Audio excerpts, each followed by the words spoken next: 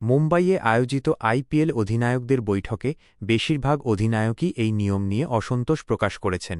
তাঁদের মতে এই নিয়মে দলের ভারসাম্যে প্রভাব পড়ছে এবং খেলাটির স্বাভাবিক ধারা বদলে যাচ্ছে।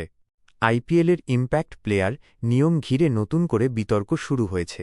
২০২৩ সালে চালু হওয়া এই নিয়ম ২০২৭ সাল পর্যন্ত চালু রাখার সিদ্ধান্ত নিয়েছে বিসিসিআই।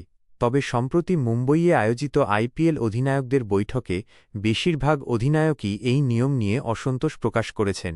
তাঁদের মতে এই নিয়মে দলের ভারসাম্যে প্রভাব পড়ছে এবং খেলাটির স্বাভাবিক ধারা বদলে যাচ্ছে।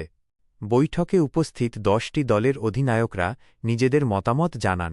যদিও বোর্ড পরিষ্কার জানিয়ে দিয়েছে ২০২৭ সালের আগে এই নিয়ম পুনর্বিবেচনা করা হবে না।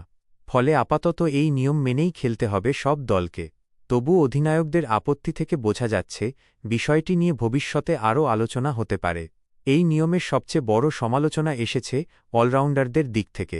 দিল্লি ক্যাপিটালসের অধিনায়ক অক্ষর প্যাটেল বলেন, আগে অলরাউন্ডারদের গুরুত্ব বেশি ছিল, কিন্তু এখন আলাদা ব্যাটার বা বোলার নেওয়ার প্রবণতা বেড়েছে।